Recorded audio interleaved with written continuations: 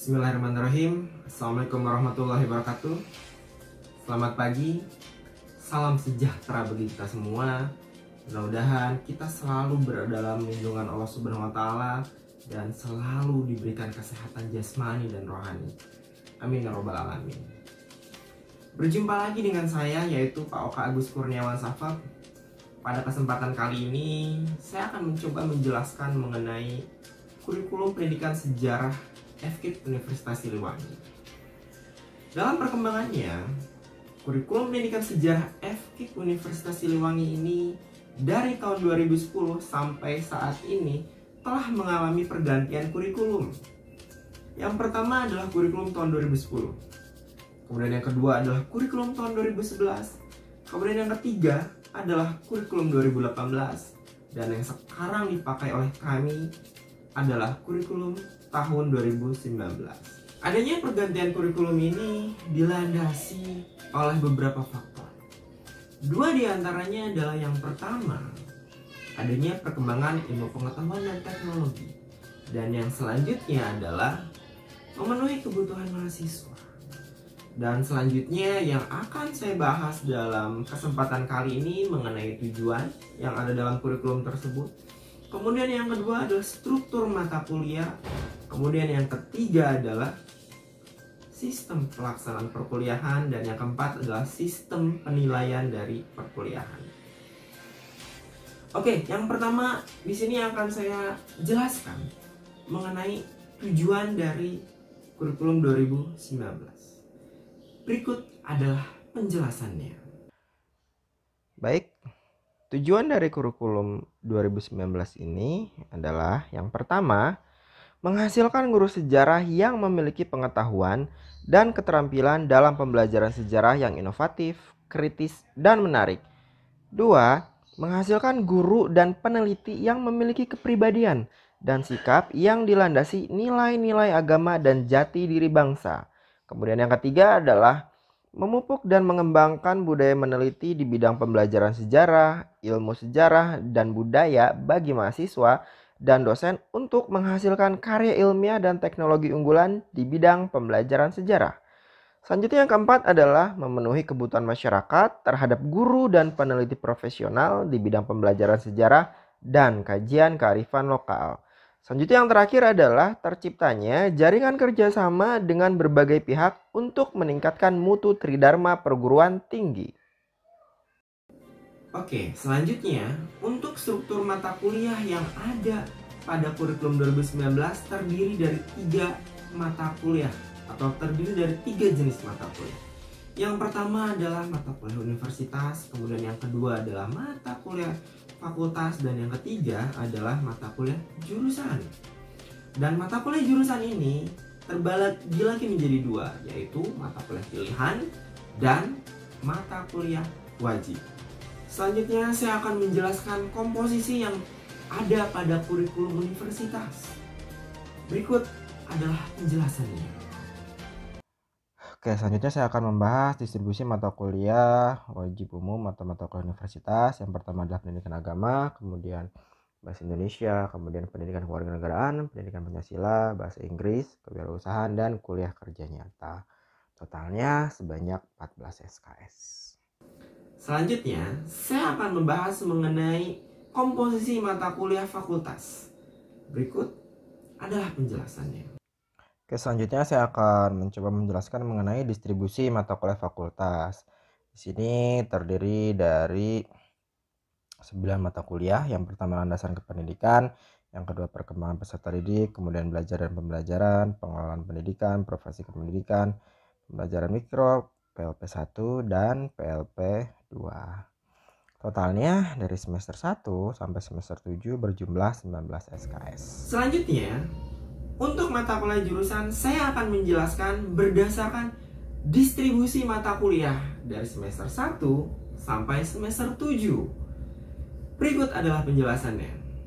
Baik, selanjutnya saya akan membahas mengenai distribusi mata kuliah yang ada pada semester 1 sampai semester 7. Oke, yang pertama adalah mata kuliah yang ada di semester 1. Di bagian semester 1 ini terdiri dari 10 mata kuliah. Untuk semester 1 sistemnya adalah sistem paket, sehingga pada kesempatan kali ini untuk mahasiswa baru boleh mengontrak semua mata kuliah yang ditawarkan di semester ini. Nah, berikut adalah komposisi yang ada pada mata kuliah semester 1. Oke, selanjutnya adalah distribusi yang ada pada semester 2. Sama seperti semester 1, sistem yang kami tawarkan pada semester 2 adalah sistem paket, sehingga untuk mahasiswa baru boleh mengontrak untuk setiap mata kuliah yang ada di semester 2.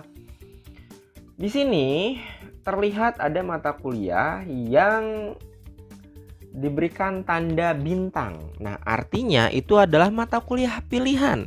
Jadi, karena sifatnya adalah mata kuliah pilihan, maka mahasiswa baru hanya mengontrak salah satu mata kuliah yang ditawarkan pada semester 2. Di sini ada 2 mata kuliah pilihan, yaitu Teknologi Informasi dan Komunikasi dalam Pendidikan Sejarah dan Pengantar Sosiologi Antropologi. Nah, silahkan difikirkan dan bimbingan kepada dosen walinya nanti mata kuliah apa yang akan kalian kontrak di semester 2. Untuk di semester 2 ini mata kuliah yang ada seperti perkembangan peserta didik, pendidikan Pancasila, bahasa Inggris, sejarah Indonesia masa Islam, sejarah Asia Selatan, studi masyarakat Indonesia, sejarah perekonomian, dan 2 mata kuliah pilihan. Kemudian jika ditotal, SKS yang ada pada semester 2 adalah sebanyak 21 SKS. Selanjutnya adalah di semester 3. Di semester 3 ini terdiri dari 11 mata kuliah dan jumlah SKS yang ada sebanyak 24 SKS. Di sini ada 2 mata kuliah fakultas, kemudian sisanya adalah mata kuliah jurusan. Khusus untuk semester 3 ini memang terlihat bahwa tidak ada mata kuliah universitas ya. Untuk mata kuliah jurusannya bisa dilihat ada kuliah kerja lapangan 1, ada sejarah Indonesia masa kolonial, ada sejarah Asia Timur, sejarah lokal, sejarah Timur Tengah, metodologi sejarah, sejarah pendidikan, sistem sosial budaya di Indonesia, dan kajian naskah sejarah. Nah, untuk sistem sosial budaya di Indonesia, kemudian kajian naskah sejarah, itu adalah 2 mata kuliah pilihan. Jadi, nanti untuk semester 3 silahkan pilih salah satunya saja. Selanjutnya adalah mata kuliah yang ada pada semester 4. Nah, untuk mata kuliah semester 4 ini terdiri dari 11 mata kuliah dengan jumlah keseluruhan SKS sebanyak 23 SKS. Bisa dilihat di sini ada mata kuliah apa saja terlihat. Ada profesi kependidikan, kewirausahaan, sejarah sosial, sejarah Amerika, sejarah pergerakan nasional Indonesia, sejarah Eropa, historiografi, strategi pembelajaran sejarah, media pembelajaran sejarah, dan untuk mata kuliah pilihannya adalah problematika dalam pembelajaran sejarah dan arsip, museum, dan dokumentasi. Kemudian selanjutnya untuk semester 5 terdiri dari 10 mata kuliah dan jumlah SKS yang ada pada semester ini sebanyak 26 SKS. Terlihat mata kuliahnya yaitu pembelajaran mikro, KKN, sejarah Indonesia masa awal kemerdekaan sampai demokrasi terpimpin, sejarah revolusi nasional Indonesia, KKL 2, penelitian pendidikan sejarah, perencanaan pembelajaran sejarah, evaluasi pembelajaran sejarah, model-model pembelajaran sejarah, dan kepariwisataan sejarah. 2 mata kuliah terakhir yang saya sebutkan itu adalah mata kuliah pilihan. Kemudian selanjutnya di semester yang ke-6 ini terdiri dari 7 mata kuliah dan semuanya adalah mata kuliah jurusan. Jumlah SKS yang ada pada semester ini sebanyak 17 SKS. Bisa dilihat juga mata kuliahnya yaitu sejarah Afrika, kemudian sejarah Australia dan Oceania, kemudian statistika penelitian, seminar penulisan karya ilmiah, sejarah intelektual, sejarah publik, dan sejarah maritim. Selanjutnya di semester yang terakhir, ini bisa dilihat ya. Di semester yang terakhir ini nanti kalian bisa mengontrak sebanyak 7 mata kuliah ya. Sebenarnya ini ada 7 mata kuliah. Khusus untuk PLP ini sebenarnya ada pengenalan lapangan persekolahan 1 dan pengenalan lapangan persekolahan 2. Adapun mata kuliah yang nomor 1 itu sebenarnya dikhususkan untuk mahasiswa angkatan 2016. Untuk mahasiswa angkatan 2017 dan seterusnya, mata kuliah yang nomor 1 tidak perlu dikontrak, tetapi yang perlu dikontrak adalah mata kuliah mata kuliah di nomor 2 dan di nomor 3. Selanjutnya, mata kuliah jurusannya ada sejarah peradaban Islam, sejarah Indonesia masa Orde Baru sampai Reformasi, kemudian logika dan filsafat sejarah, sejarah politik, dan terakhir adalah skripsi. Total SKS yang ada pada semester ini sebanyak 23 SKS. Selanjutnya untuk skripsi di sini ada beberapa hal yang ingin saya sampaikan. Syarat kontrak skripsi yaitu adalah sebagai berikut. 1. Mahasiswa mengontrak mata kuliah skripsi pada semester yang sedang berjalan. Kemudian yang kedua, mahasiswa telah lulus lebih dari atau sama dengan 115 SKS dengan IPK minimal yaitu 2,25. Selanjutnya, mahasiswa telah lulus mata kuliah prasyarat penyusunan tugas akhir.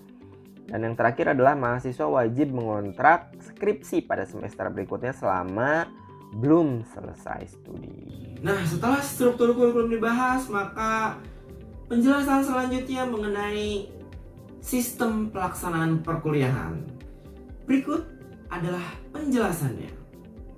Pelaksanaan perkuliahan ini terdiri dari 2 poin yang akan dibahas. Yang pertama adalah bentuk perkuliahan yang diselenggarakan oleh jurusan Pendidikan Sejarah FKIP Universitas Siliwangi, terdiri atas perkuliahan di kelas, praktikum di laboratorium, kemudian ada responsi, dan yang terakhir adalah praktik lapangan, kuliah kerja nyata, dan kuliah kerja lapangan atau KKL.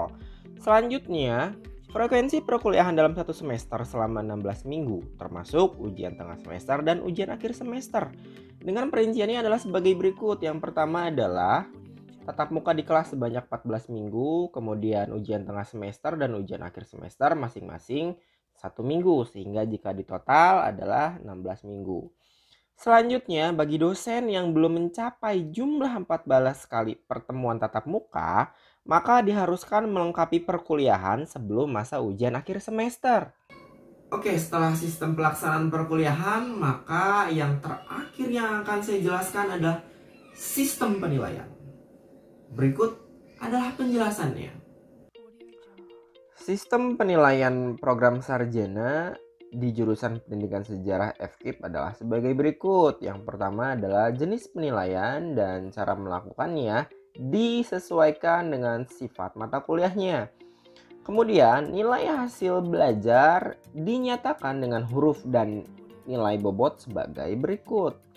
Yang pertama adalah nilai A dengan bobotnya 4 atau sangat baik. Kemudian nilai B bobotnya adalah 3 atau baik. Kemudian nilai C bobotnya adalah 2 atau cukup. Dan nilai D bobotnya adalah 1 atau kurang. Dan nilai E bobotnya 0 atau gagal. Selanjutnya, nilai kelulusan minimal mata kuliah adalah C.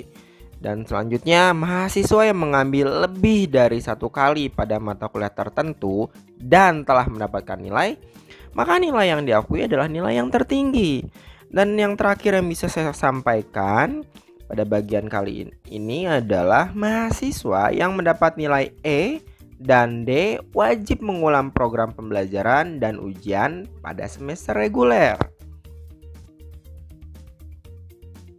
Demikian presentasi dari Bapak. Tetap semangat, jaga imunitas kalian. Ingat, terapkan protokol kesehatan jika kalian berada di luar rumah kalian. Kurang lebihnya mohon maaf. Wabillahi taufiq wal hidayah. Assalamualaikum warahmatullahi wabarakatuh.